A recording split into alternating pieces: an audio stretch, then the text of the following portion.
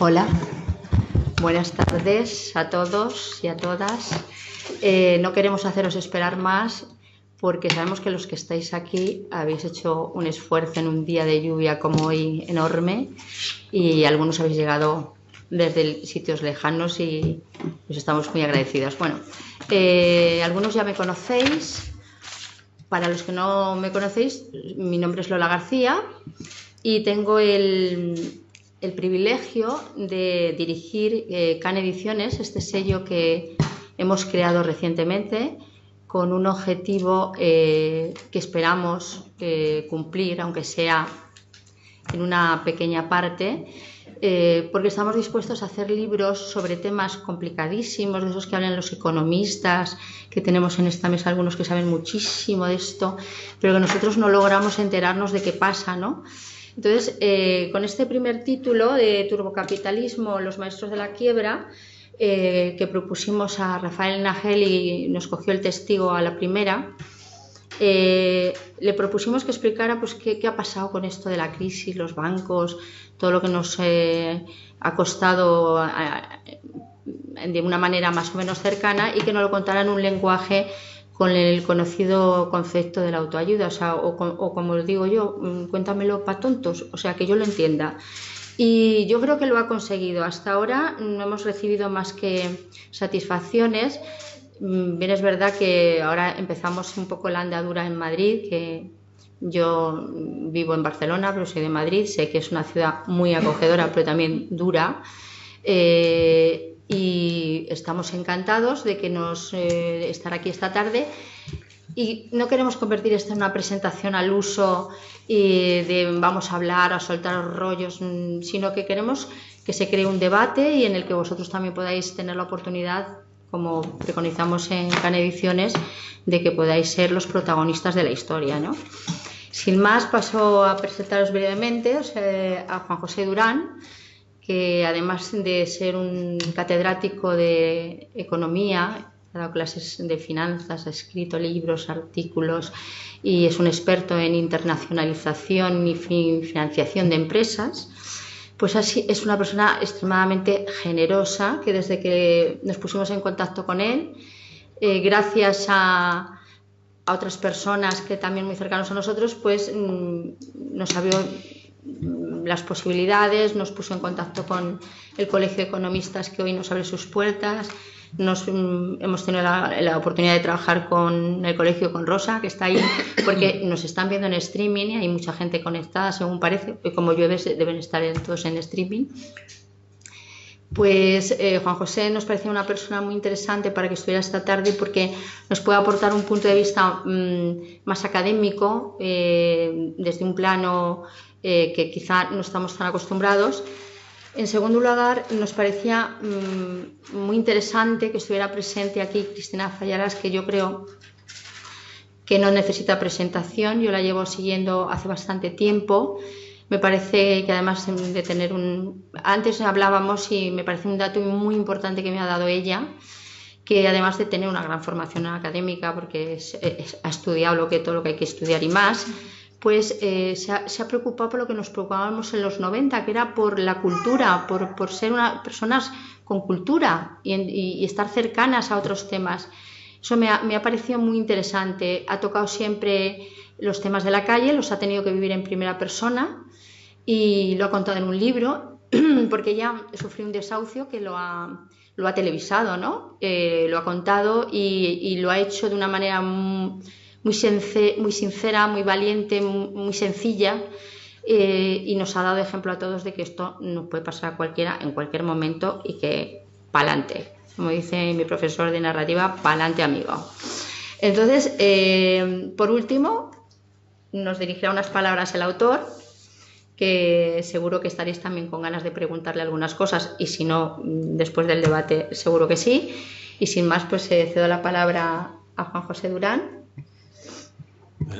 Muchas gracias, buenas tardes y nada, bienvenidos. Y en la parte que me toca, también del autor y del Colegio de Economistas, gracias por acudir a esta cita para presentar un libro cuyo título ya llama mucho la atención y dice, bueno, y luego, como dice el autor, un arma de destrucción masiva, ¿no? El turbocapitalismo. Yo voy a ser esquemático porque seguramente tenga más vivencia y más interés el coloquio y tal vez las interpelaciones o comentarios entre nosotros aquí en la mesa. Del libro, de hecho, a mí yo creo los objetivos que plantea son para subrayar. Sin orden uno podría ser, como dice su autor, y es ayudar a divulgar, ayudar a aumentar, digámoslo así, la cultura financiera. Cuestión esta que quiere reforzar el autor asignando los beneficios que pueda generar este libro a su fundación para ese objetivo y ayudar a gente necesitada. El libro analiza con un lenguaje sencillo, muy claro, muy bien escrito, una serie de ejemplos o casos que todos de alguna u otra forma nos suenan los nombres, como no podía ser de otra manera, y también algo hemos podido hacernos una idea sobre los escándalos o los temas de esas grandes empresas, ¿no?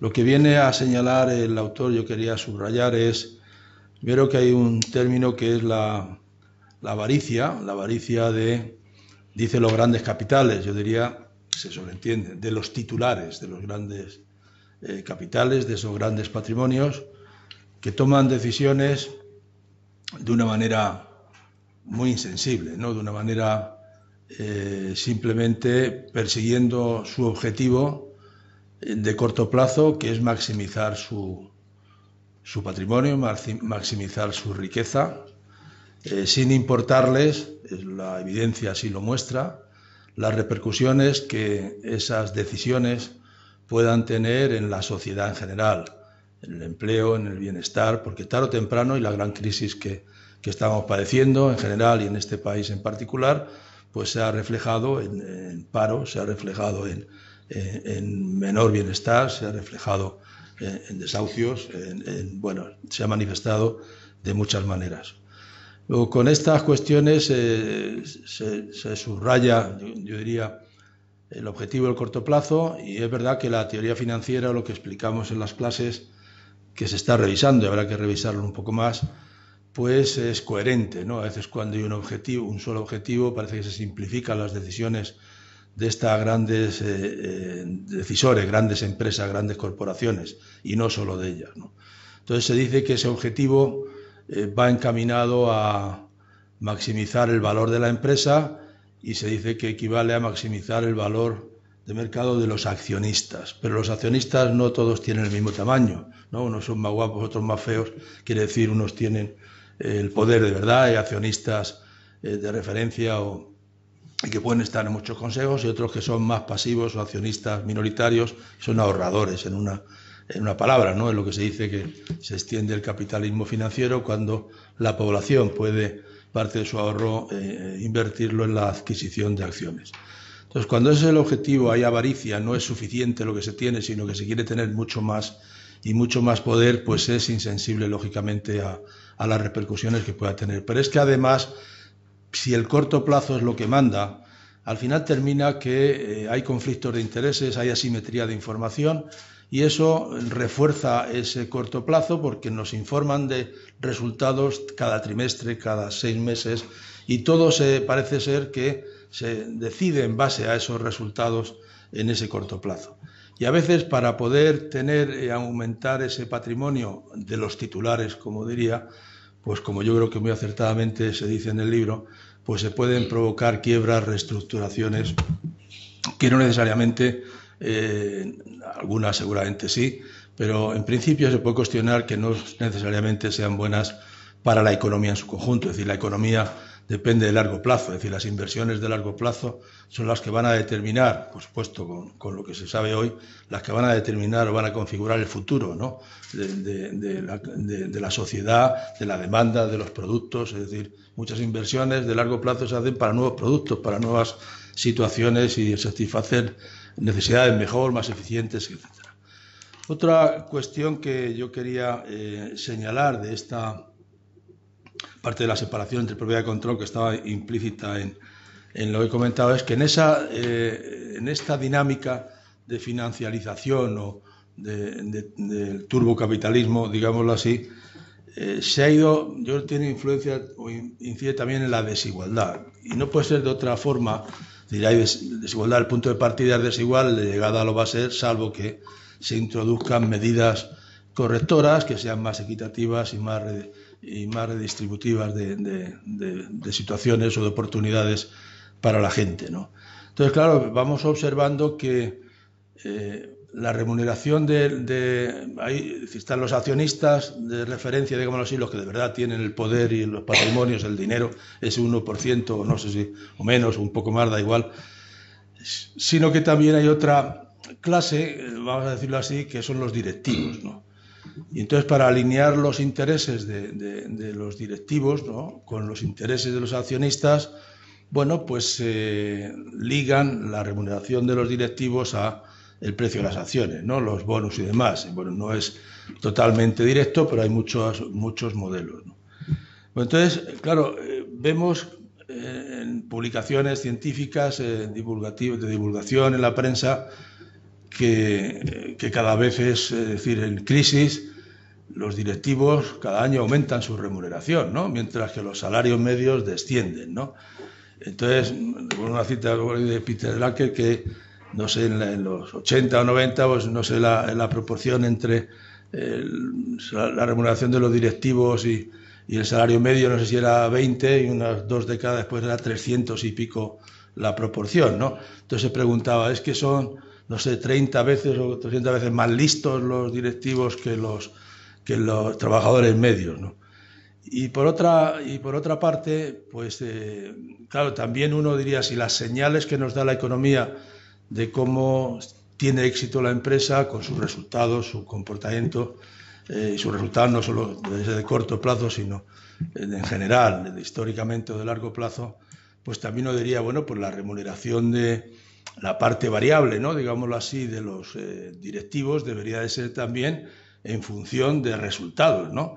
Y algunos decían, claro, si miramos el precio de las acciones de hace no mucho tiempo, ¿no?, de algunos bancos, por decirlo así, pues bueno, 16, ¿no?, y ahora está a 6. Bueno, pues es que el principal directivo ha multiplicado su remuneración por no sé cuánto, es decir, que no está ligado al éxito. Si el éxito de la empresa es ¿no?, el precio de las acciones, que sería el valor, bueno, el valor de la empresa no solamente las acciones, pero en fin, no hay una correspondencia, ¿no? Luego son cuestiones, disfunciones o imperfecciones, digámoslo así, de los mercados en general, ¿no? Y otro aspecto a cuestionar es si los mercados son eficientes o no. Entonces hay un aspecto que diría que sí, puede ser una pregunta para el autor, si la política del laissez-faire financiero está asociada a la inestabilidad. Si es que fuese así, el tema es que cabría hacer para lo que él comenta de un capitalismo más humano.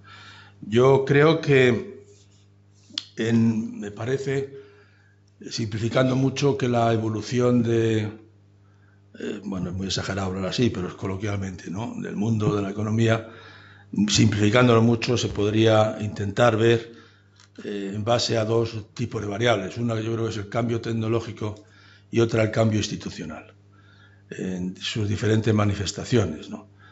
Entonces, claro, es decir, ¿qué tipo de cambio institucional debería de producirse en el mundo de las finanzas, ¿no? Y no solo en el de las finanzas. Nosotros mismos antes hablamos, si se pierde la oportunidad de hacer un cambio institucional relevante, significativo, pues se pierden muchas cosas para el futuro, ¿no? Y bueno, hay para después alguna cuestión más que podría añadir y decir qué es lo que se está creando y luego qué es lo que se está reflejando. Y veo aquí a alguna persona que se está reflejando en la sociedad y en las propias cuentas y balances de las empresas, ¿no? Es decir, se están generando muchos, digamos, pasivos intangibles que no se registran, ¿no?, que no se conocen suficientemente. Y lo mismo que nos ocupamos de que en una sociedad no nos ocupamos, sino somos conscientes de que en la sociedad de servicios, que es en la que estamos, las economías de los servicios y de los intangibles, pues observamos, y está muy bien que así sea, porque tiene que ver con la competitividad de las empresas y de las naciones, que es en los activos intangibles, no solo, los tangibles también, ¿no? Pero los activos intangibles, ¿no? Pero hay algo también que se ha creado en los últimos tiempos, que son pasivos intangibles, que muchos los tienen que pagar, subsanar la sociedad, y otros que están, yo creo, ocultos en empresas y sociedades que se tendrán que pagar también en algún momento, ¿no? Bueno, yo termino mis minutos, no sé si me extendí un poco más, y volviendo a decir que estoy encantado de estar aquí con el autor y que le felicito nuevamente por no solamente el libro, sino por la fundación que tiene y los objetivos que quiere cumplir, y seguro que de alguna manera lo hará. Gracias. Hola, ¿qué tal? Muy buenas tardes. Yo pertenezco a los medios de comunicación, que es un sector que tiene también su participación y su responsabilidad en esta crisis. Yo recuerdo la última noticia que publicó mi periódico, un periódico perteneciente al Grupo Planeta, antes de que me despidieran, fue el anuncio de un presidente de gobierno que decía que se veían brotes verdes. Esto corría 2008, La Vanguardia acababa de hacer su ERE, y después del ERE de La Vanguardia vinieron los del Grupo Prisa, los del Mundo, el cierre de públicos, cierres de emisoras, hasta 11.000 profesionales a la calle. De hecho, había 16.000 en España, y creemos que con 5.000 que quedaron se está haciendo la misma información que teníamos antes. Bien, me echaron en 2008. 2009, 2010 y 2011 sufrí un proceso de empobrecimiento habitual cuando te despiden de una empresa, sobre todo si te despiden embarazada, como me despidieron a mí, y eres madre, y entonces es un problema muy gordo encontrar trabajo en un momento que despiden a todo el mundo. Y además tienes un cierto papel como conflictiva porque estás narrándolo en directo. Me han echado por esto, ha sido esta persona, ahora recortan esto, bla, bla, bla, bla, bla. Bien, en 2012... como era de esperar, me desahuciaron de mi casa y me dejaron con mis 2 hijos en la calle. Viví en la calle, en una cabaña, en un bosque, que me prestó una periodista cuyo padre era cazador, y nos prestó la cabaña durante 1 año y 8 meses. Durante 1 año y 8 meses viví ahí, y decidí un día contar públicamente en un artículo en El Mundo cómo había sido mi desahucio, cómo llegó el señor con los papeles, etcétera, etcétera. Esto era el principio de la cabaña. Por eso algunos todavía recuerdan que las primeras veces salía en la tele con las camisetas con un agujero, pero es que no tenía más camisetas. Entonces empecé a salir en la tele, en programas de política, en programas de economía, que me preguntaban primero como afectada y luego ya como periodista, porque primero empecé como pobre. Yo me acuerdo que llegaba a las tertulias y me decían: Cristina Fallarás es, hola, ¿qué tal? Cristina Fallarás, soy puñeteramente pobre. Sigue, cariño, a la locutora para que siguiera, porque no arrancaba. Bien, durante 2 años y medio viví con 2 hijos y unos ingresos de 0 euros al mes. Así viven muchas familias en España hoy. Y poco a poco fui empezando a participar en tertulias, en programas de radio, me dieron alguna columna en un periódico, y en ninguno de ellos conseguía introducir el término ética. El término ética para mí es el tema central, la idea central del libro de Nagel, Turbocapitalismo, la ética. Por primera vez, desde que en 2008 me vi en la calle y después de todo lo que he tenido que vivir, por primera vez oigo a un economista o periodista o persona hablar de ética. No soy una persona optimista, porque no tengo ninguna razón para serlo, y sin embargo me ha llenado de esperanza leer que alguien como Rafael Nagel escribe exactamente esto. Perdónenme que les lea un par de párrafos. España necesita un cambio de sistema económico y político. Esta transformación tiene que surgir de la sociedad, igual que sucedió en Alemania del Este en 1989, donde el propio pueblo, nosotros somos el pueblo, lo promovió sin interferencias de las clases dirigentes, de los intocables. Es el pueblo español el que tiene que promover este cambio. Será el ciudadano quien hará posible el cambio de un sistema postdictatorial con bipartidismo corrupto y fracasado en el que los intocables pasen a ser los ciudadanos. Estoy tan fascinada con esa descripción, Rafael, de sistema postdictatorial con un bipartidismo corrupto y fracasado que debo repetirla otra vez. Antes apostaba, en las páginas anteriores, apostaba por poner la ética en el centro del debate. Esta palabra tan simple y tan difícil de encontrar en la vida pública será lo único que producirá el cambio. Efectivamente, la prueba es que cada vez que yo digo la palabra ética en un debate televisivo, todo el mundo se ríe. Como diciendo, esta es la boba, ha llegado la boba. Bien, estoy segura de que si no ponemos la ética en mitad del debate económico, financiero, político y de los medios de comunicación, no llegaremos absolutamente a ningún sitio. Porque además Rafael mete junto a la ética otra idea, que es una idea facilísima. Tenemos hijos. Una de las mayores evidencias del sistema, de que el sistema que tenemos en este momento es feroz, es voraz y es cruel, es que vivimos como si no hubiera mañana. Gasta, rapiña como si no hubiera mañana. No genera un mañana. No deja herencia. Yo tengo hijos, tengo 3. Muchos podéis tener o no tener hijos, pero habrá hijos en un futuro. Nada en el sistema que tenemos ahora, y la prueba lo tenemos, si repasáis los jóvenes, la situación de los jóvenes en España, no hay nada más que decir, nada en el sistema que estamos creando en este momento, si es que es un sistema y no la crisis final, nada hace pensar que nuestros hijos puedan comer el día de mañana. Nada hace pensar que puedan tener un techo. Y todo lo que tenemos, el orden, el pequeño orden que tenemos, se basa en 2 cosas: en que la población pueda, 1, comer, y 2, vivir bajo techo. Y es muy sencillo. Esto, en este momento, no se lo estamos asegurando a nuestros hijos. Y hay otra idea que es bestial, la misma idea que es la ética, estúpido, la misma idea de que nosotros partimos de la base de que la economía está al servicio de la democracia. Nosotros permitimos las cosas económicas que suceden porque consideramos que favorecen un sistema democrático que es el que nosotros creemos que es el mejor para organizarnos. Hasta que nos demos cuenta de que no. Hasta que nos demos cuenta de que no. Y ahí vendrá un problema gordísimo. Es decir, si la economía no funciona en aras de la democracia y si no incluye la ética, vamos a tener un problema de marca mayor, que ya no va a ser que haya varios pobres que se tengan que ir a vivir a casa de sus padres. Bien, leyendo el libro he caído en la cuenta de que todo esto que estoy diciendo no está relatado, de que nada de lo que estamos viviendo está relatado. En la última sesión del Parlamento, que investían o no investían a Rajoy o tal o cual, me hizo mucha gracia porque el presidente en funciones del gobierno dijo: bueno, en España va todo bien para los ricos y para los no ricos. Y ahí fue la evidencia. A los pobres los hemos borrado. La pobreza, que es el mayor problema de España, nos importe o no nos importe, en este momento el número de pobres y cómo incrementa y cuál será su futuro y el futuro de sus hijos, se ha borrado absolutamente. No del discurso de Mariano Rajoy, que es una cosa de suponer, porque todo va muy bien, sino del discurso de los medios de comunicación. Y eso es un gravísimo problema democrático.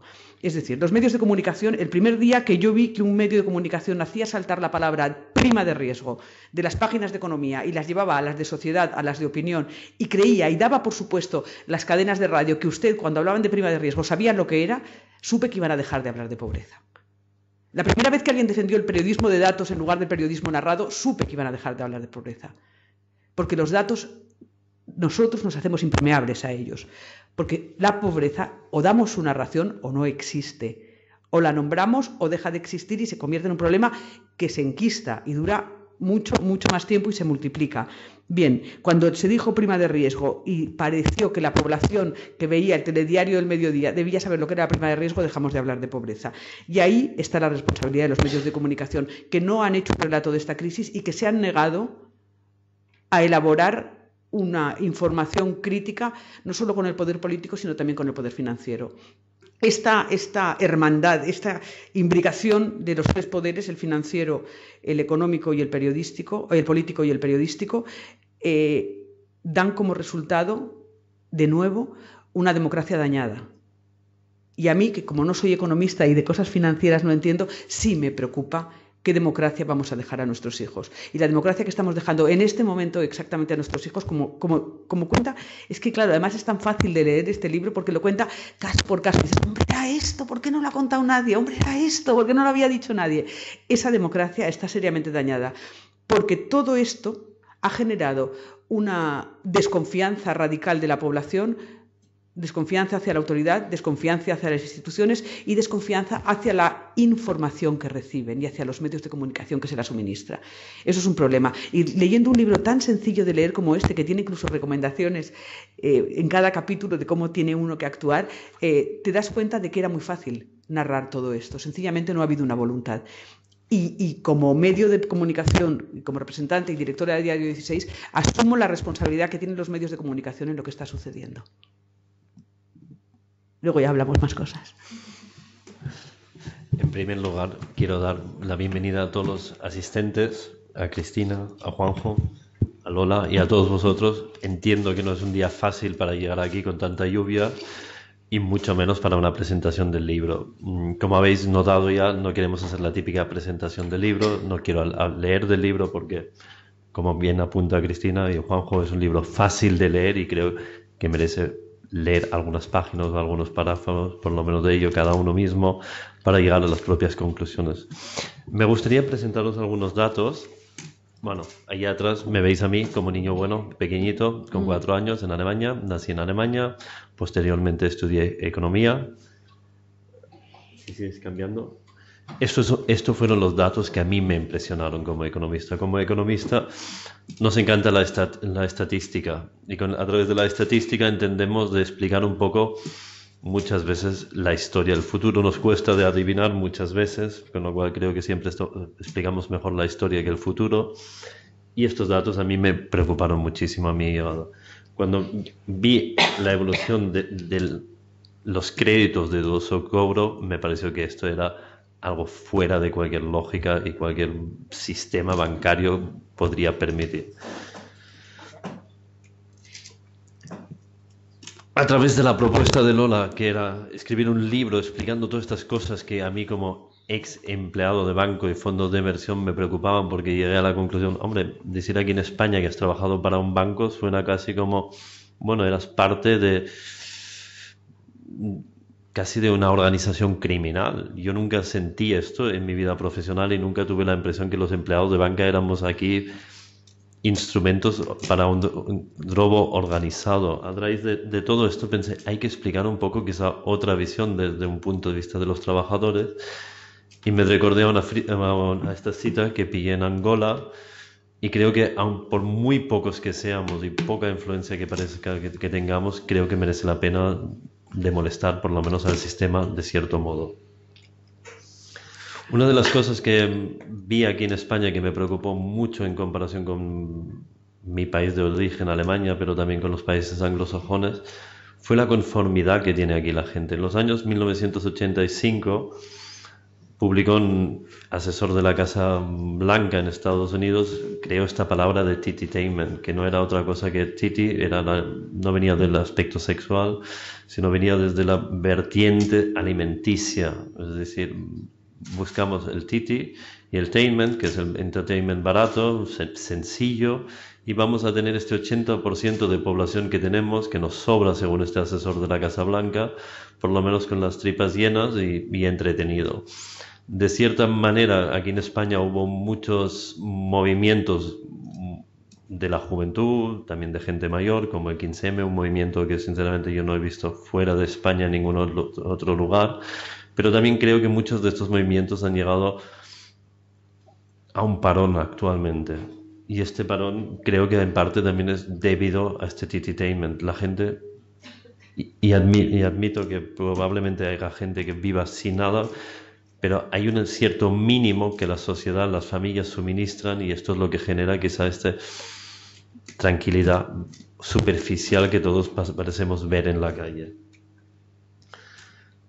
Cuando empecé a escribir el libro, saqué unos datos macroeconómicos y hubo algunos que me sorprendieron extremadamente. 62 personas tienen aproximadamente el 50% del patrimonio mundial, 62 personas. Partiendo de la base que somos 7.000 millones, pues llega un momento donde te preguntan, aquí parece que algo no cuadra mucho. Por otra parte, tenemos aproximadamente 2.000 millones que están sufriendo desnutrición. En un mundo donde 62 personas tienen el 50%, 2.000 están sufriendo desnutrición. Actualmente el planeta está preparado, con todos los recursos que tenemos, para alimentar 12.000 millones de personas. Yo creo que a partir de aquí cada uno se hará sus propios pensamientos. Hay algo que está mal repartido y que tenemos que llegar a repartirlo de otra forma todo esto. Analizando el sector bancario español, llegué a la conclusión que actualmente en Alemania tenemos aproximadamente 1.850 entidades bancarias. En España tenemos actualmente unas 15 entidades bancarias, de las cuales 4 controlan aproximadamente el 80% de la cuota del mercado. Es decir, España hoy tiene una monoestructura de financiación que depende principalmente de 4 entidades bancarias.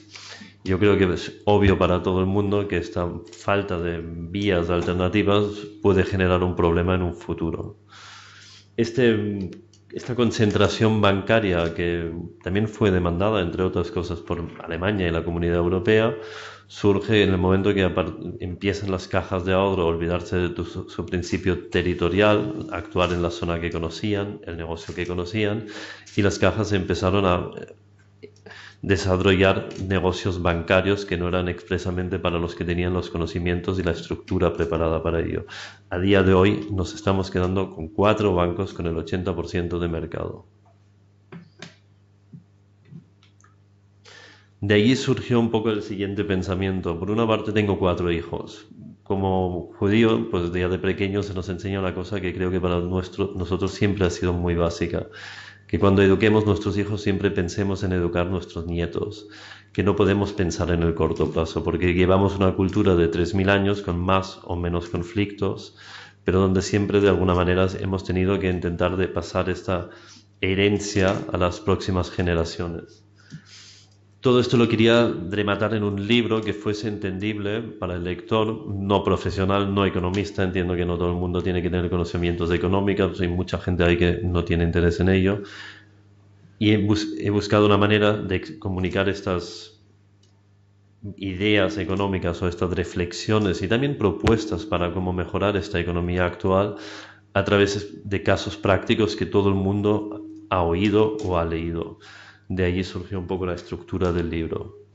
Como también tuve esta inquietud pensando que quejarse no es bastante, sino no quería llegar a la política como la llaman los ingleses, a la política de la NATO, no action talks only, es decir, ninguna acción, solo palabras.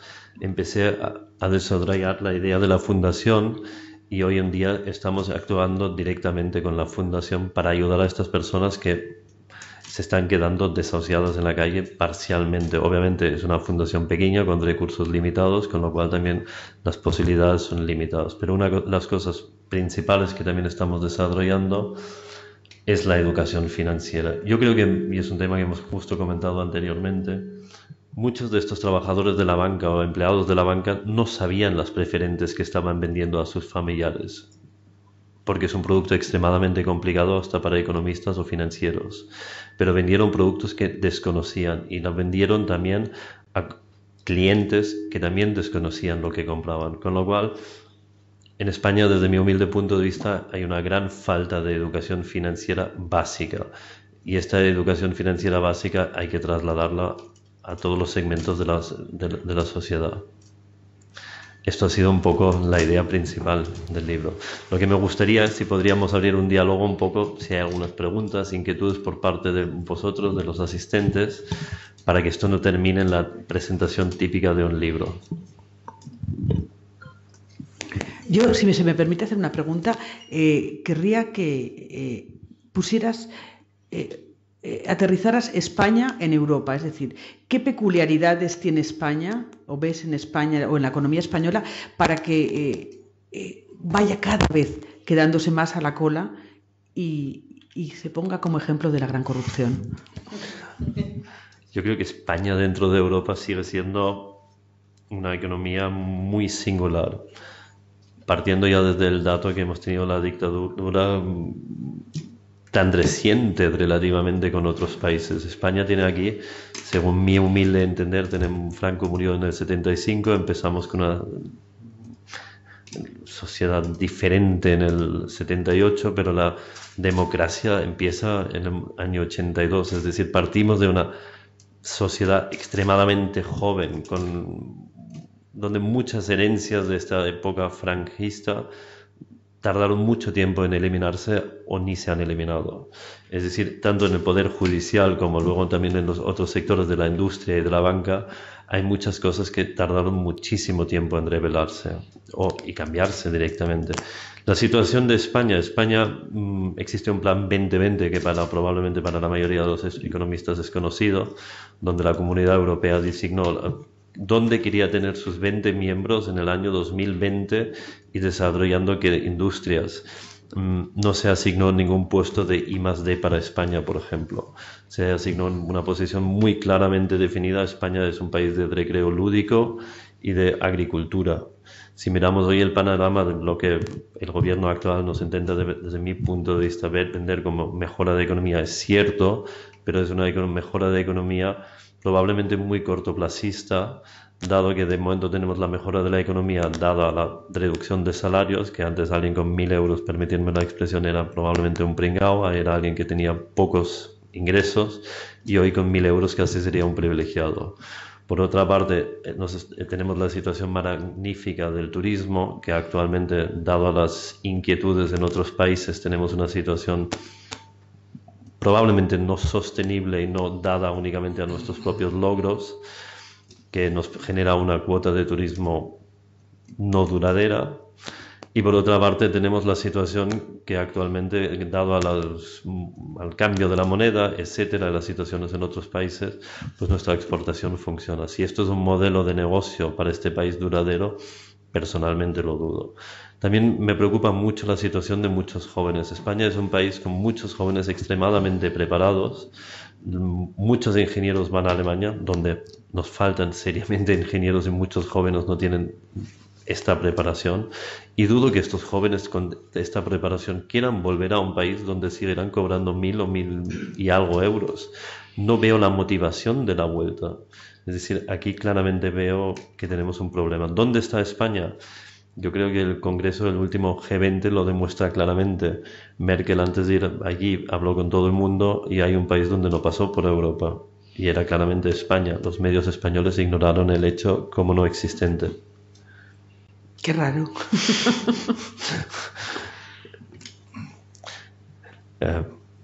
Perdona. No, yo no voy a añadir nada a eso, salvo que hay alguna pregunta y vaya dirigida a mí. Pero volviendo a, comentario. Es decir, yo creo que sí que es verdad que en economía, o sobre todo los economistas, los investigadores, muchos de ellos piensan que existe lo que se podría llamar un teorema, ¿no? Y es que la economía es independiente de la ética y no es verdad. Es decir, no existe el teorema de la separabilidad. La economía no es independiente de la ética ni mucho menos. Es una ciencia, una disciplina social y por lo tanto va ligada a la ética, no es neutral, ¿no? Pero aparte de principios éticos, creo que hay dos aspectos que cuestan mucho cambiar, ¿no? Para que se traduzcan en el tejido de un país, ¿no? Y te pregunto, uno yo creo que es la mentalidad. Entonces, cambiar la mentalidad de los directivos, como yo me refería antes, la mentalidad es una labor lenta y hay que tener objetivos claros de cambiarla a mejor, ¿no? Y aparte de ética, hay un principio que me gustó de un profesor llamado de Harvard que comentó que de los principios que no virtudes, solamente voy a comentar uno, bueno, dos, ¿no? Uno es la integridad, ¿no? Y él decía que la integridad es hacer honor a la palabra dada, ¿no? La integridad, eso es válido para las personas, para las organizaciones, para todo. Es simplemente validada a cumplir los contratos, ¿no? Y si no puedes cumplir lo que has dicho, pues lo cuentas, lo explicas y justificas por qué no y se va hacia otro lugar, ¿no? Y hay otro que es, en general, estar comprometido con algo superior, ¿no? De más rango que uno mismo, de la propia organización que está, ¿no? Y uno, yo creo que es el periodismo, ¿no? El tema superior del periodismo es la verdad, ¿no? Es decir la verdad, contrastar la noticia y decirla, ¿no? En la salud, pues es la salud, ¿no? Digo, las empresas farmacéuticas y demás, así se podría extender, ¿no? Y una cuestión también más, por si puedes opinar o te parece oportuno, y si en el cambio institucional yo he leído estos días que para el 2018 en la Unión Europea se quiere introducir la Q de Tobin, ¿no? Es decir, el impuesto a las transacciones financieras internacionales, que únicamente sería eficaz si es a nivel internacional, al menos a nivel regional. Eso, ¿qué te parece si eso disciplina a las entidades financieras y aparte proporcionar ingresos al sector público? Y cómo se puede. Hay otra cuestión que me ha llamado la atención, es los premios Nobel de Economía, Hart y Holmström, de este año, en relación con los mercados. Dice que operan, ellos se le han dado el premio Nobel por la teoría de los contratos, ¿no? Han contribuido mucho a manejar incentivos y contratos entre transacciones. Ellos es muy interesante, si no le hubieran dado grandes aportaciones el Nobel, ¿no? Pero dice que los mercados operan sobre la confianza y señalan que no se logra con más transparencia, sino respaldando las deudas con las suficientes garantías de manera que los acreedores pudieran reclamar. Es decir, es algo así como, yo lo entiendo como decir, y antes lo hablábamos, ¿no? Es decir, bueno, en los créditos hipotecarios no hay que dar hipotecas por el 120% del valor, suponiendo que esté bien valorada el inmueble, ¿no? Sino que, y las garantías no solamente de temas hipotecarios, sino yo creo que en general, ¿no? Luego estamos en una situación internacional y por supuesto nacional de fallos institucionales muy fuertes, muy importantes, ¿no? Y hacer cambios que serán lentos, pero bueno, si no se aunan o no se demandan esos cambios, pues no llegarán, ¿no? Porque... Yo creo que el año 2018 para la Comunidad Europea es un año clave.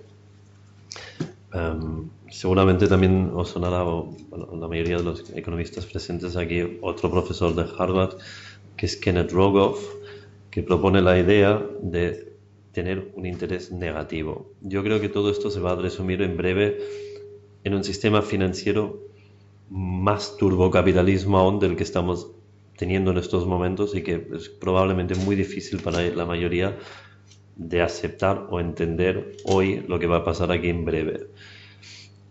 La economía ha cubierto sus necesidades básicas probablemente finales de los años 60 y ya vemos a partir de los años 70 cuando de repente De Gaulle pide al presidente Nixon que le devuelva por favor el contravalor del oro, de su dinero en oro.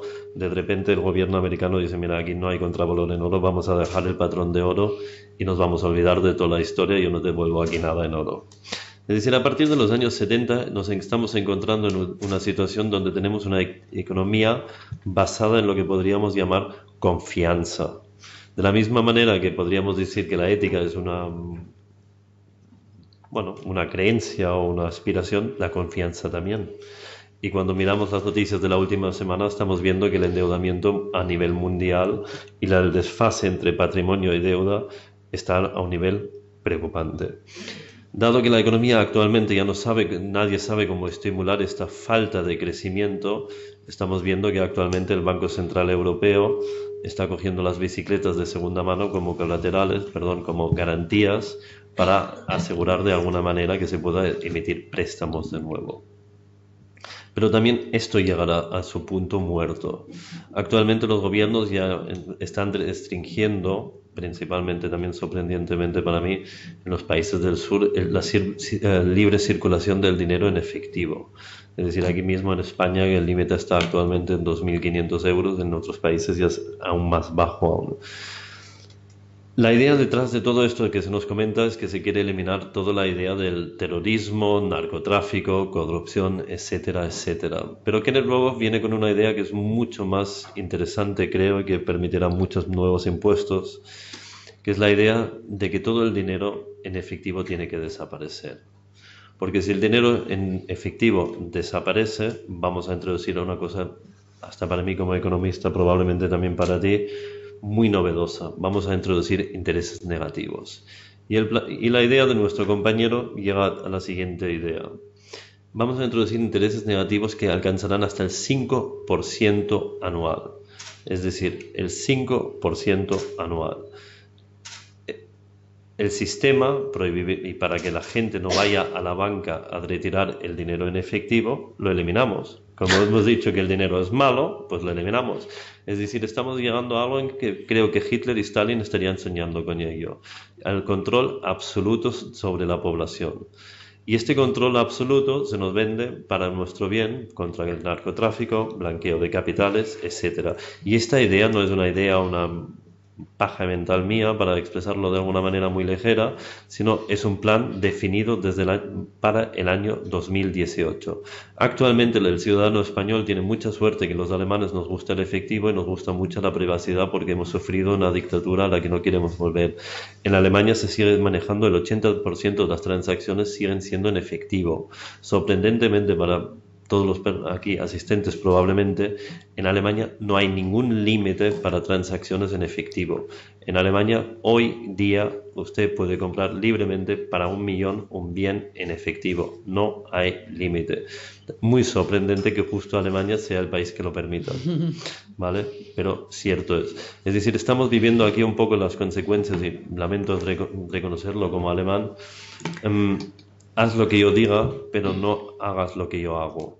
Es decir, estamos viviendo aquí la situación. Alemania se está manteniendo, adaptando a la Comunidad Europea, y allí nuestro compañero Stiglitz, que fue muy criticado por muchas de sus expresiones, sí que tiene seguramente en algún punto de razón también. Esta economía está adaptada al modelo de negocio, al modelo de economía alemán. Pero claro, en el momento que vamos a tener una economía con un interés negativo, todo el mundo tendrá que consumir, porque lo que no se quiere mantener es una economía con un crecimiento cero, como ha tenido, por ejemplo, en los últimos años la economía japonesa. Y todo esto, claro, trae ciertas cosas. La desvinculación de la economía con la ética.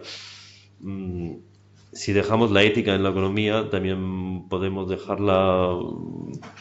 ¿Qué valdrá más mañana? Es decir, no tenemos ciertas normas de ética, moral, ciertos principios de convivencia. Yo creo que la ética no es mucho más, es una norma de convivencia, es un factor imprescindible para cualquier sociedad, porque si hoy vale robar y todo el mundo acepta que robamos, pues mañana puedo matar también será uno de los valores que podemos introducir en nuestros hijos. Y ahí viene el papel de los medios de comunicación, y respondo a tu petición de que los medios de comunicación cuenten la verdad. No, ningún medio de comunicación tienen como idea contar la verdad, sino jerarquizar la actualidad, la función de un medio de comunicación, y por eso son tan peligrosos para los medios de comunicación las redes sociales. Yo he hecho muchas primeras páginas en mi vida. Si tú coges una primera página de un diario, aquello que pones arriba es lo más importante que ha sucedido. Lo que quieres es que la población que lee tu diario crea que es lo más importante. Lo que pones abajo a la izquierda es lo menos importante del día, mucho menos que lo que no nombras. Porque lo que no nombras queda por calificar, pero aquello es lo menor, lo peor. Es decir, cualquier medio de comunicación, igual que los telediarios o los noticieros de la radio, por horario, lo que empieza es lo más importante, etcétera, lo que hacen es jerarquizar la realidad que tú crees que tienes que ver.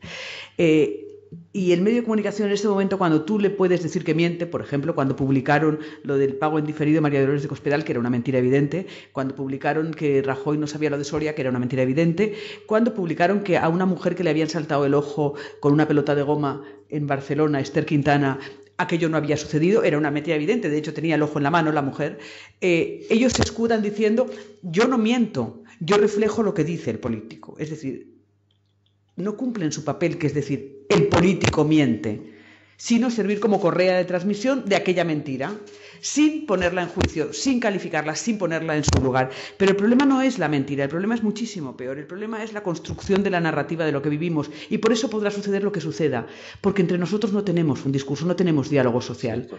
Lo único que compartimos es aquello que vemos en la tele, oímos en la radio o leemos en los medios de comunicación online. Bien, como eso es lo único que nos une como sociedad, aquel discurso que construyan, que es usted ha vivido por encima de sus posibilidades, será el que compremos.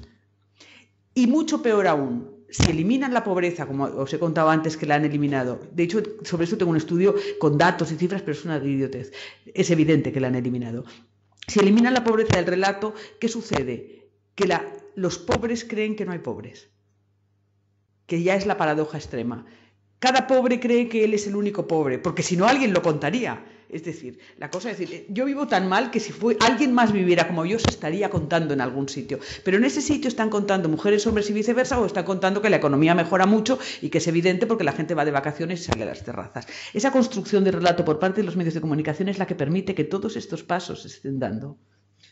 Y esto era lo que yo te comentaba antes, el gran esfuerzo que nos costó encontrar a alguien que admitiera públicamente que las cosas le han ido mal. Mal, fatal. Porque hasta nos han convencido de que hoy eres pobre o has perdido tu empleo, has perdido tu vivienda o has perdido otra cosa, hasta nos han convencido de tal hecho que eres un inútil. Que es por que culpa tienes tuya, la culpa, que tienes la culpa, que es responsabilidad únicamente tuya.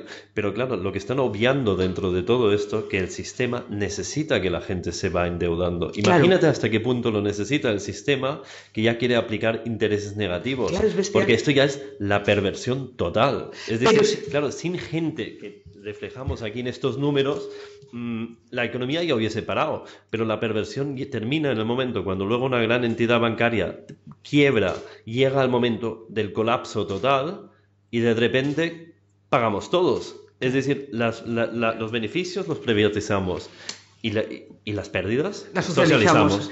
Claro. Esto ya es el absurdo total. Y el único que ha protegido esto es a este 1%.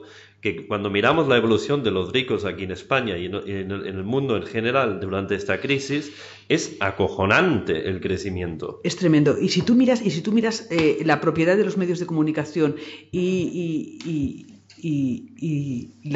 quienes participan en sus consejos, te das cuenta de por qué realmente, como tú dices, es decir, si hace falta eliminar el dinero, durante 2 años estaremos viendo capos matándose y todo el mundo nos convencerá que el dinero es un problema para el tráfico de drogas, etcétera. Es decir, ya lo estamos viendo. Ya lo estamos viendo.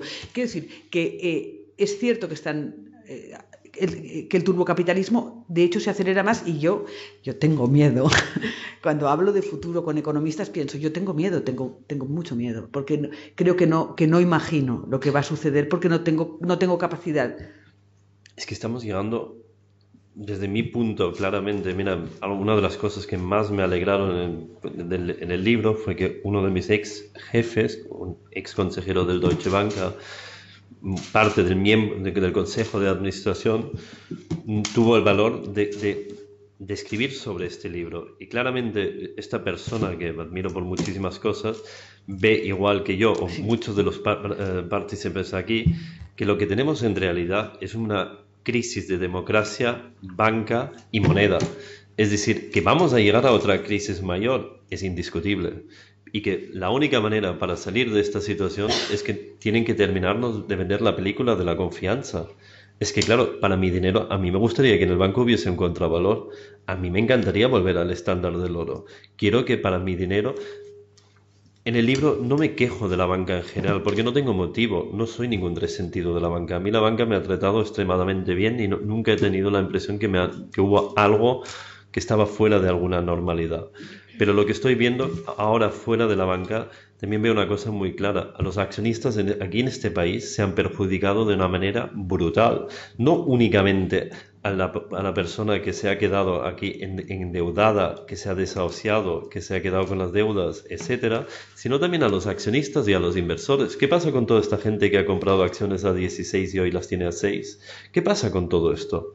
Es decir, esta mala gestión, y esto es la perversión de la historia, la estamos primando a los ejecutivos y estamos mirando mucho a estos ejecutivos, que también estoy totalmente de acuerdo que no tiene ni pies ni cabeza, es que no tiene sentido, pero el que de verdad se está enriqueciendo no es ni este ejecutivo, porque ¿cuánto gana el ejecutivo Claro. que más gana en este país? Nada en comparación con lo que ganan los máximos accionistas. Es decir, la sociedad mismo tiene que pedir un cambio. Tenemos que volver a una sociedad donde las cosas tengan un cierto contravalor y olvidarnos de esta película que nos están vendiendo de la confianza. Y esto es un poco la idea que quería transmitir en este libro, que sería para que aquí pueda suceder un cambio, la gente tiene que entender, tiene que tener un mínimo de conocimientos financieros. Yo creo que es una tontería explicarle a un chaval joven hoy de 14 años lo que es un cash flow y lo que es un EBITDA. Sinceramente, esto me lo hubiesen explicado con 14 años y me hubiese preocupado bien poco. Pero si me hubiesen explicado que los intereses de mi tarjeta de crédito suben a un 28% y me hubiesen explicado la fórmula, creo que sí que hubiese escuchado. Claro.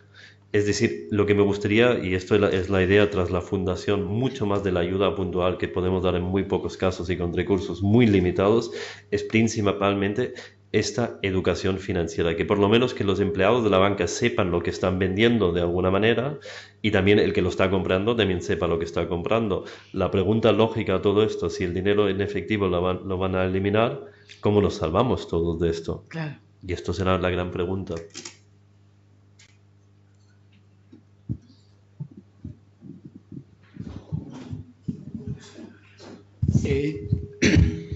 Buenas tardes, gracias. Me ha ilusionado, diría yo, la descripción que ha hecho Cristina de lo que ha entendido al leer el libro, lo cual me ha animado todavía mucho más a leérmelo lo antes que pueda.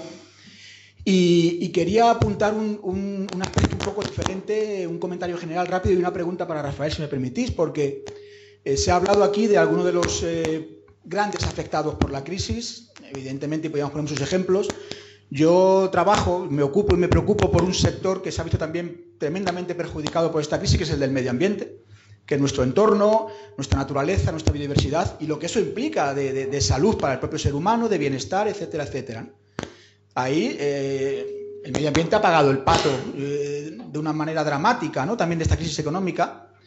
Y quería preguntarte, Rafael, ¿cómo se ve desde esa perspectiva económica la influencia que un sector en el que España es rica? España es tremendamente rica en biodiversidad, tremendamente rica en recursos naturales que pueden tener una aplicación, una contribución a esa solución a la crisis. ¿Cómo se ve de una perspectiva puramente económica ese componente de nuestra economía, nuestra riqueza que puede contribuir a salvarnos de esta crisis? Yo creo que uno de los ejemplos claros que estamos teniendo, por los cuales, por ejemplo, la entidad para que yo trabajé durante años, el Deutsche Bank, está delante de este gran problema de la multa que las autoridades americanas le quieren interponer, es el problema del Tratado de Libre Comercio. El Tratado de Libre Comercio nos lleva de alguna manera a lo que yo temo muchísimo, que es a la comida genéticamente manipulada, porque esto es lo próximo que nos va a venir con esto. Es decir, este Tratado de Libre Comercio es un tratado de libre comercio que a los Estados Unidos les favorece de una forma totalmente desproporcional. Este Tratado de Libre Comercio abre a las empresas un mercado potencial de 800 millones de consumidores. Europa ha ofrecido una reducción de tributos del 96% a las empresas americanas al venir aquí a Europa. Estados Unidos a día de hoy no se ha comprometido a garantizarnos un suministro mínimo ni de petróleo ni de gas. Estados Unidos no ha entrado en la discusión si van a reducir los aranceles para las empresas europeas y tampoco no se han visto predispuestos a día de hoy de entrar en toda esta conversación de ejecutar obras y trabajos para instituciones americanas, porque a día de hoy en Estados Unidos únicamente pueden suministrar y trabajar empresas americanas directamente. Esto ha llevado a lo que, sorprendentemente para la mayoría de los presentes, probablemente un instituto pequeño americano descubra el gran milagro del mundo, que Volkswagen está manipulando datos. A raíz de esto, como respuesta, desde mi humilde punto de vista, nos vemos delante de la situación que la Comunidad Europea reclama de repente impuestos a multinacionales americanas por pagar por cada millón de beneficios 50 euros. 50 euros de impuestos. ya me apunto yo directamente y estoy dispuesto a pagar lo doble y lo triple. Pero por millón pagan $50 euros de impuestos. Claro, respuesta directamente, la multa que estaba prenegociada con el Deutsche Bank, según se cuenta, que estaba en los niveles de 2.000, 3.000 millones, ha subido a 12.000 millones. ¿Todo esto a qué nos está llevando? Yo creo, y aquí no soy el único, que ya lo han confirmado hasta los servicios de inteligencia franceses, lo han publicado, estamos viviendo en estos momentos una guerra económica sin que la población se entere. Entre otras cosas porque los medios de comunicación no tienen están totalmente corrompidos de cierta manera, porque claro, dependen tanto de los ingresos de publicidad del sector financiero y otros sectores que nadie tiene ya la libertad de hablar. Y la única manera para cambiar esto, ¿cuál es? Que entre todos la gente es promover la educación, el conocimiento. ¿Cómo afecta? De una manera muy simple. Y creo que los compañeros lo han mencionado antes de una manera muy clara. En Estados Unidos actualmente estamos viendo la cuarta revolución industrial. Esto no está dicho por mí, sino esto se comentó claramente en el Congreso de enero en Davos, donde se habló claramente que estamos viviendo la cuarta revolución industrial. ¿Qué significa esto? Que a día de hoy estamos utilizando en Estados Unidos para un campo de agricultura quizá 10 tractores con 3 trabajadores para cubrir cada turno, es decir, 30 personas, y el futuro que va a traer, que necesitaremos un trabajador que controle un dron, porque todos estos tractores irán automáticamente. Es decir, estos 80% que ya se habló en el año 1985 se verá cada día más. ¿Cómo afecta esto a la agricultura? Cuánto rinde la agricultura. Todo será valorado únicamente por lo que rinde, por el beneficio directo y rápido, para el bienestar de 62 personas y algunas más. ¿Y qué pasa a contracambio? El resto de la población está empobreciendo a un ritmo feroz. Espero haber respondido con esto a tu pregunta. Con un empobrecimiento que es económico, pero paralelamente también es educativo y de conocimientos. Es decir, el empobrecimiento económico lleva ligado un recorte de acceso a las carreras universitarias y a la educación en general. Pero no únicamente al conocimiento, es que lo que a mí también me preocupa muchísimo, independientemente de... Y creo que hay casi demasiada gente que quizá va aquí a la universidad, porque creo que falta aquí mucha gente con formación profesional, porque entre otras... Y creo que hasta es una cosa que hasta ciertos gobiernos favorecen, que aquí haya mucha gente que vaya a la universidad. España no está preparada para una matriz productiva. ¿Qué multinacionales españoles nos quedan que tengan matriz productiva? ¿Cuál es el modelo de negocio que tiene este país? Es un modelo de negocio totalmente lúdico. Claro. Es decir, Alemania tiene una matriz productiva, tiene una forma de producir, pero ¿qué está produciendo aquí España? ¿Qué multinacional española nos queda que está produciendo hoy? José Durán quizás nos puede responder a esto como economista y catedrático. ¿Nos queda una multinacional productiva con capital español? Sí, o sea... La naturaleza. Ah, ¿Qué nos queda? Esperemos que dure. Tristemente, probablemente pasará aquí exactamente esto. ¿Cuánto tiempo tardarán en ponerla en valor? Y aquí saldrá únicamente cuánto podemos sacar en cuánto tiempo. Ya se está haciendo. Lo que hay que hacer es... Tristemente hay... Como judío también, claro, independientemente que siempre miro mucho para Alemania, que es mi país natal, pero claro, también miro mucho a Israel. Y en Israel tenemos el 80% del país es desierto. A día de hoy, lo sabrás tú muy bien, Israel es uno de los mayores exportadores tanto de frutas como de verduras. Es decir, que hay otro modelo de llevar las cosas. Estoy convencido porque lo veo.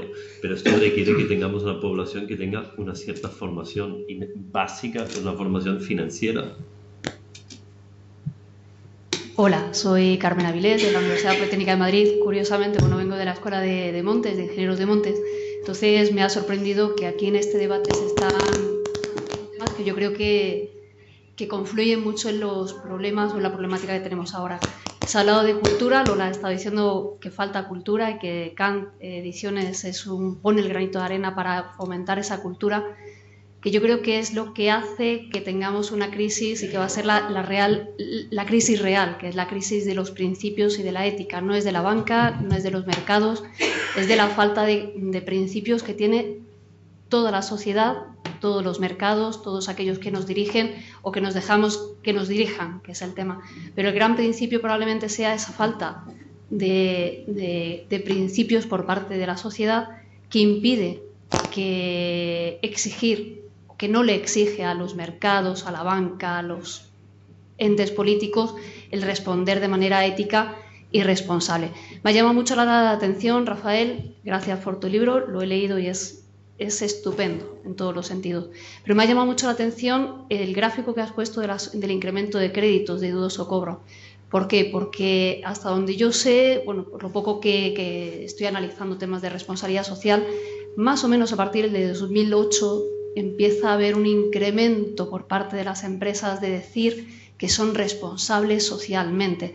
Y aquí el profesor Durán seguramente tenga algo que decir de esos pasivos intangibles que se generan por la falta de responsabilidad o no que tienen las empresas, que al final son las que están moviendo todo el mundo. Son corporaciones, son capitales o propietarios de capitales que hacen que seamos como somos y que estemos como estamos y que además no queramos cambiar. Porque además es cierto, y en este caso, Cristina, como veis, voy con cada uno de vosotros. Entiendo que también los medios de comunicación tienen muchísima culpa precisamente por ese sesgo que se está dando a las noticias y por ese centrarnos en los datos. Y los datos son estadísticas, y aunque las estadísticas sean la base de los economistas, de funcionamiento, de análisis de los economistas, y esto, perdonadme, permitidme que utilice una teoría propia, entiendo que es la teoría del punto gordo. La estadística se puede movilizar y se puede manejar de manera que diga lo que uno quiere que se diga. No son datos, no es responsabilidad, no hay principios, no hay cultura. Y habéis hablado últimamente de esa formación universitaria, soy profesora de universidad, y que se considera que la universidad es donde se genera ese conocimiento. También estamos creando un mercado universitario que no fomenta ese conocimiento, fomenta el aprender a aprender. No sé si esto os suena, seguramente sí. Y al final no conseguimos que nuestros egresados generen talento y generen aquello que les va a hacer diferentes y que puedan asumir un nuevo modelo, que no sé cuál es. Todo el mundo habla de un nuevo modelo. Vamos a cambiar de modelo. Aquí en España se dijo que se iba a pasar de la burbuja, cuando se explotó la burbuja inmobiliaria, que se iba a cambiar de modelo. Hasta la fecha no sé cuál es el nuevo modelo al que vamos. No lo sé. Ha vuelto otra vez a incrementarse el mercado inmobiliario. Por lo cual no sé si estamos aprendiendo de nuestros errores. No estamos aprendiendo a aprender. No sé qué está fallando. Lo que yo sí querría saber, y es una pregunta abierta a toda la mesa, os hago una pregunta y luego os voy a hacer una propuesta, si me permitís, es cuál es el futuro o qué tenemos nosotros en tanto que sociedad, que profesionales, se supone que responsables y implicados con nuestro futuro, con nuestros hijos y con nuestros nietos, ¿qué podemos hacer? Y la propuesta viene aquí. José Luis García y yo somos, ya digo, profesores de la Escuela de Montes y Cristina lo sabe. Tristemente lo sabes. ¿Has estado viviendo en un monte? Sí. Por desgracia. En un barranco. En un barranco. Bueno.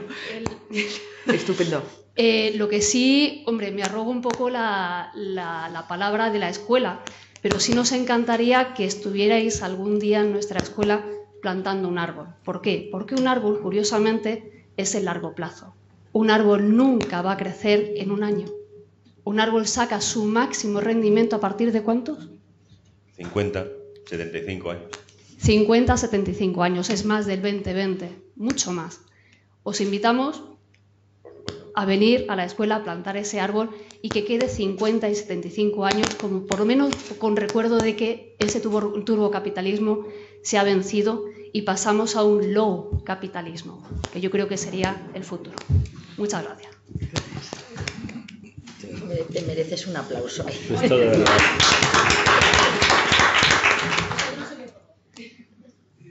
Bueno, yo no sé qué decir, pero algo voy a decir en base a lo que he escuchado recién decir. Bueno, multinacionales sí hay, ¿no? Además depende de lo que cómo uno define el multinacional, ¿no? Y grandes multinacionales pues son las que están en los sectores en las que hay grandes multinacionales en otros países, ¿no? Y luego hay, pues, lo que hay son redes es decir, nos falta industria en España, pero hay multinacionales pequeñas del sector industrial que se están localizando en Europa y en América Latina. No es el desfase que hay, por supuesto, en Alemania es muy grande, y luego pues están surgiendo startups, ¿no? Que se dice, ¿no? Pero en nuevas tecnologías, en tecnología de la información y comunicación. Provocadora. Es decir, No, pero yo puedo somos contar... 3 judíos y tenemos 5 opiniones, con lo cual siempre... No, algún caso que no voy a contar, pues lo sabrá gente de escándalos de turbocapitalismo, ha tenido que ver con alguna multinacional española que ya no lo es, ¿no? Y era emblemática del libro de texto y ahora es filial de una multinacional italiana que además en parte de propiedad estatal. Eso ya es rizar el rizo, ¿no? Y bueno, habrá que ver quiénes son los consejeros, colegas. Ah, que sí, tú como periodista lo sabes. Claro. Bueno, eso. Luego habéis hablado del sector de la alimentación y tú especialmente te has referido a él. Yo he leído últimamente, no mucho, con detalle, pero de lo que preocupa la compra, no sé si fusión, pero es integración en cualquier caso, de Bayer y Monsanto. Monsanto es la empresa de peor reputación, dicen, del mundo, ¿no? Y Bayer es una gran empresa, pero claro, ahí lo que se está vislumbrando es, de cara a la alimentación del futuro, temas muy complicados y seguramente muy interesantes, pero muy peligrosos en cuanto a semillas, la historia que tiene Monsanto. Es decir, eso no hay quien las instituciones seguramente le habrán dado el beneplácito. Decían que Bayer intenta, para paliar un poco la mala reputación de Monsanto, igual cambiar la marca, pero es un tema muy delicado que yo creo que entroncan con lo que tú decías de la alimentación. Se puede alimentar 12.000 millones, pero estas empresas están viendo a largo plazo y cómo tienen que producir y cómo, bueno, y eso es un tema también preocupante, ¿no? No sé si de turbocapitalismo, pero sí que es de formación de grandes oligopolios en sectores claves para la humanidad, ¿no? Totalmente preocupante desde un punto de vista de capitalismo acelerado, que en el fondo es lo que es el turbocapitalismo, según mi entender. Pero hay una cosa, volviendo un poco a esto de la ética también, si me permites. Me sorprende que esto aquí en España parezca algo tan extraño, que la economía y la ética vayan juntos. Pero admito que lo he entendido, me ha costado mucho. Lo he aprendido desde que en Barcelona circulaba la siguiente frase: todos somos Messi. A partir de aquel día he entendido que sí que tenemos un problema muy profundo en este país. Y no voy a entrar en valorar ni un club de fútbol ni al otro, pero una cosa tengo clarísima: no me siento Messi. Es decir, y me parece muy vergonzoso que este sea el ejemplo que queramos dar a nuestros hijos. Y si todos recordamos el ejemplo que tuvimos con el Bayern Múnich, con su directivo que defraudó, salió un exentrenador del mismo club de fútbol, del Barça también, y le quiso apoyar públicamente. Los alemanes se lo dejaron muy claro: aquí no hacemos esto. Es decir, yo creo que hay que tener un mínimo de ética para que las cosas funcionen. Y en Alemania hay muchísimas cosas que no funcionan. Y Alemania seguro que no es el país de las perfecciones, ni muchísimo menos, porque si lo fuese, seguro que los alemanes no hubiesen comprado con dinero negro tantas propiedades de Mallorca. Esto tampoco no lo voy a negar. Pero por lo menos hay el intento, y por lo menos hay una cosa que sí que funciona en Alemania, y es el tema de la justicia. Quien la hace la paga. Y no esperamos a que esto pase después de tantos años. Es decir, yo creo que el humano es en todos los sitios el mismo, la avaricia es la misma, y probablemente ni lo podemos ni distinguir ni por razas, ni religiones, ni nacionalidades. Pero hay una cosa clara: el sistema jurídico tiene que funcionar. A mí me parece extremadamente escandaloso que con el escándalo que tenemos con las tarjetas Black, que yo el banco por lo menos nunca me han dado uno, tengo que ser el único tonto que no le ha tocado, pero a mí no me ha tocado. Sinceramente, que ahora las cosas estén prescritas. ¿Dónde se ha visto esto? ¿Qué cachondeo es este? Y encima que estos directivos de banca, o que esto que llaman directivos de banca, estos son unas personas puestos a dedo sin ninguna formación casi en economía y mucho menos en banca. Es un auténtico escándalo. Y esta situación, entre otras, me ha conllevado a escribir este libro, porque sinceramente tengo 4 hijos y no me quiero sentir como uno de los ladrones de las cuevas de Alibaba porque haber trabajado en un banco, pero hoy en día parece que eres un ladrón si trabajas en un banco. Y esto me parece una injusticia tremenda y me sorprende también que tantos trabajadores de la banca no se rebelen contra ello, porque aquí se está haciendo las cosas en nombre de ellos. Y yo no quiero saber qué tiene que ver el cajero de un banco pequeño o cualquier ejecutivo de medio nivel que tiene que ver con estas cosas. Es increíble. Y la ética es algo que hay que recuperar. Y esta semana tuve una entrevista en una televisión local en Cataluña y el entrevistador me dijo ingenuo por creer que podíamos convivir, que la ética y la economía eran cosas básicas que tenían que convivir. En Alemania no me hubiese pasado, no se hubiese atrevido el entrevistador, no estaría hoy, seguro que no, porque es algo que, y no somos mejores, ni muchísimo menos, pero por lo menos el que la hace de verdad la paga, y esto es algo que hay que hacer. La idea de los árboles me parece magnífica y naturalmente vamos a hacer uso de ello, y creo en ello, y creo que hay 3 grandes cosas que hay que hacer en la vida. Es que hay que tener un hijo, dicen, hay que escribir un libro, que con lo presente he hecho, y para mi 4.º hijo que está por aquí en algún lugar he sembrado 10 árboles en un bosque en Israel, con lo cual me parece que es algo duradero y es algo que también queremos trasladar a nuestros hijos. Y yo a mi hijo, por lo menos, ni a este pequeño ni a los otros 3, les quiero dejar una situación económica de control absoluto estatal por unas cuantas personas que controlen cualquier movimiento que haga. Es que hay que reflejar de lo que hemos comentado anteriormente. Si de verdad eliminamos el efectivo, a través de... Hoy ya es muy fácil controlar los movimientos de un individuo. A través de sus tarjetas de crédito y su factura de móvil, yo soy capaz de sacar un perfil magnífico de cada uno de los presentes y de mío propio. Pero si ya controlamos los movimientos a través de una única forma de pago, me parece indignante, me parece increíble, y creo que la población debería de rebelar contra ello, pero nadie se preocupa, con lo cual probablemente, y esperemos, pero va a pasar. Yo querría atreverme a contestarte a una pregunta que has hecho, que es una pregunta muy difícil, que es ¿qué hacemos? Alicia, te llamas, Carmen, ¿qué hacemos? Yo soy feminista y ahí sí que tengo un punto de optimismo. Si vemos dónde están las mujeres ahora, al menos la pequeña minoría blanca que somos nosotras, la pequeña élite blanca, dónde estamos ahora y dónde estábamos hace un siglo y para atrás, es como para estar optimista. Contarlo. Lo único que se puede hacer es contarlo. Narrar. Sé que voy a las mías, pero narrar.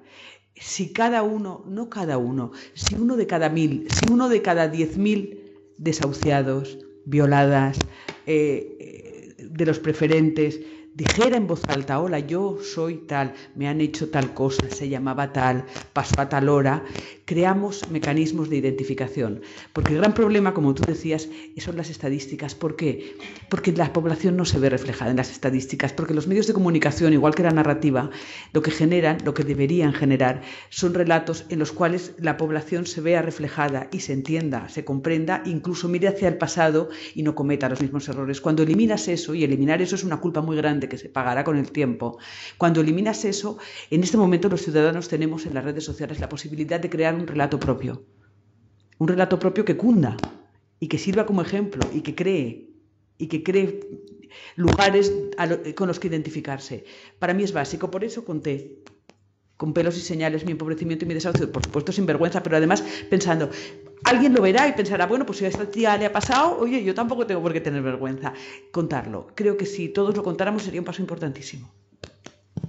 Un par de preguntas, que hay una por aquí. Tú querías hacer una y tenemos como 5 minutitos, pero ya os aviso de antemano porque estamos llegando como a una hora que nos vais a echar del colegio, ¿no? Vale, venga, adelante. Yo me llamo Elisa y me dedico a la educación. Venir a una presentación de un libro de economía y oír hablar de educación y de ética me emociona y me mueve por dentro y por fuera porque me hace estar inquieta. Yo creo que la conclusión que he sacado a la vez es conclusión y pregunta, es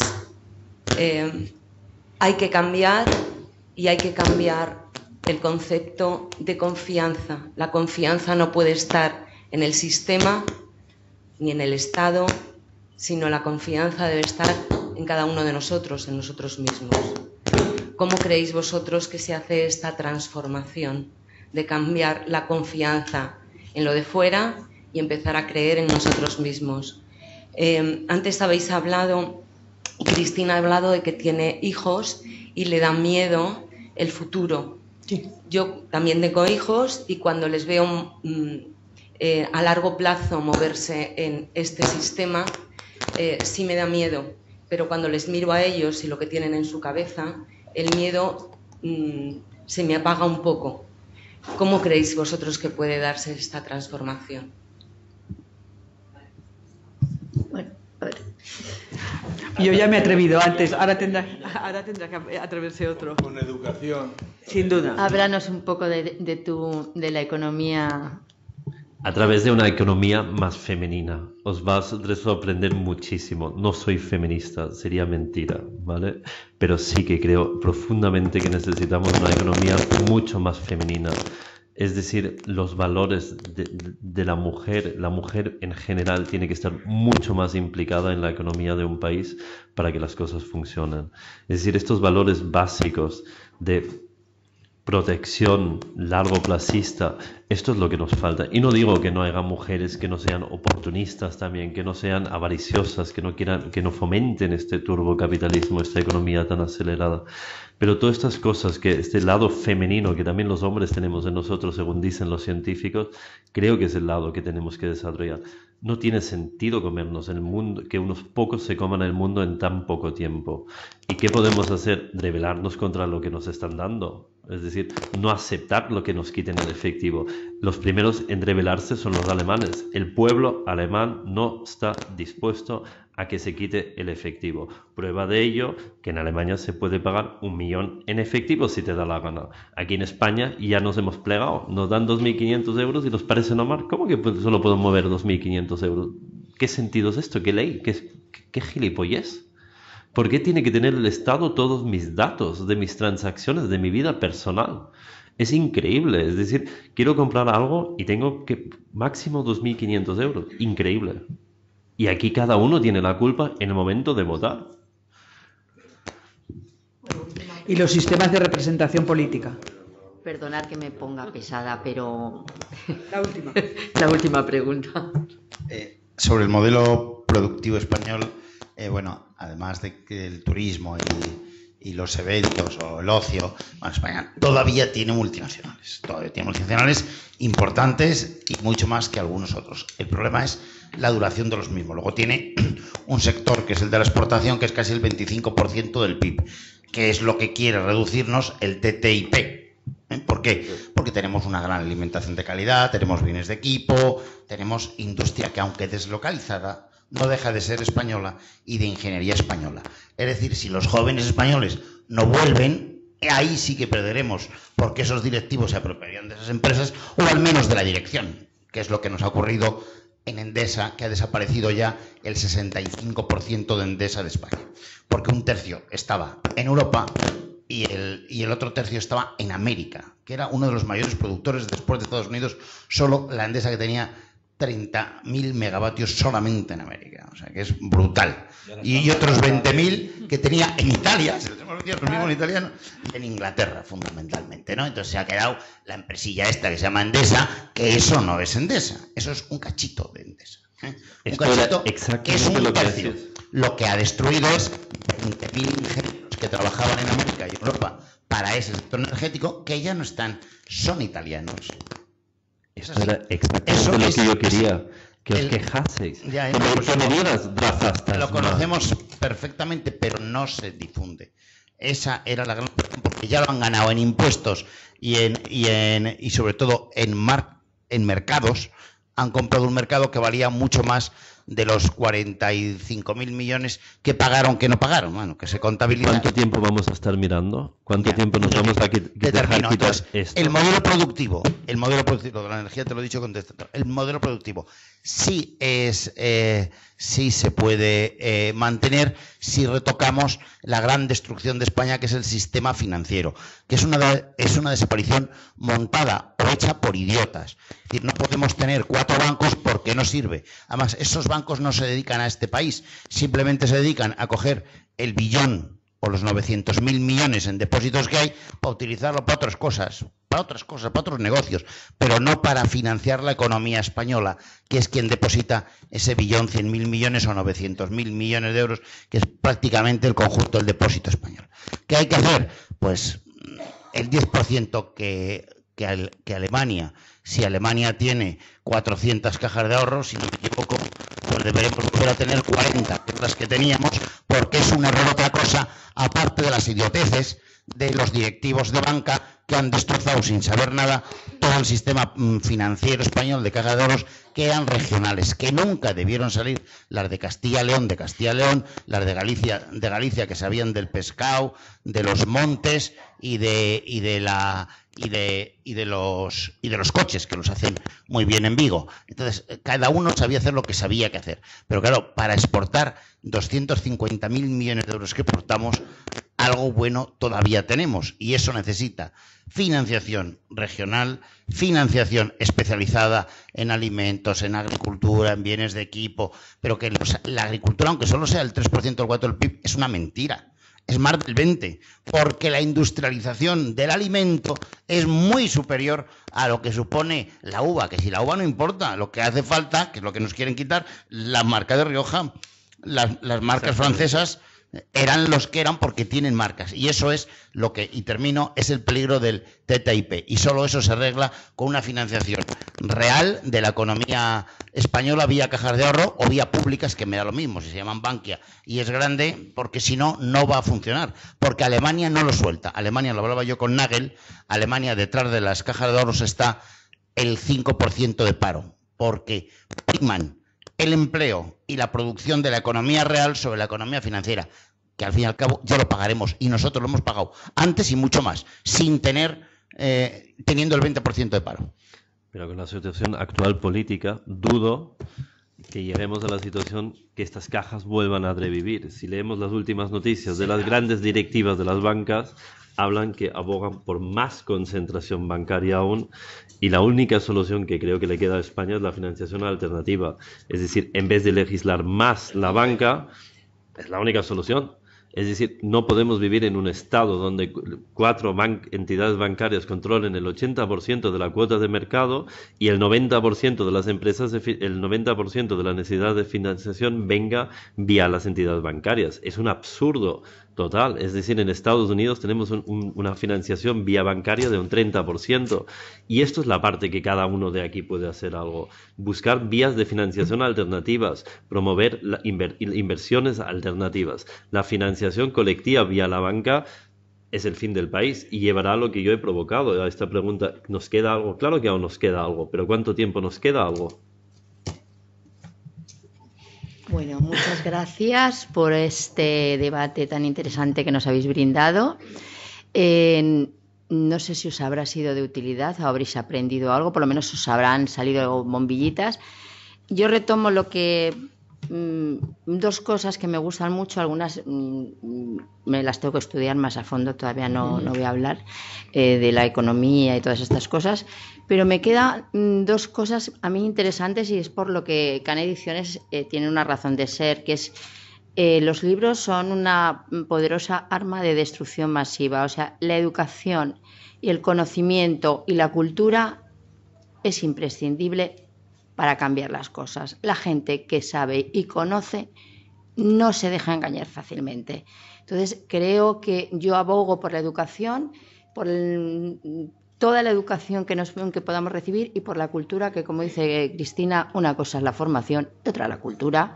Y eso hay que cultivarlo desde que somos pequeñitos en casa, y no privarnos de nada que nos haga pensar con libertad. Porque yo creo que tenemos que enseñar y educar para ser libres.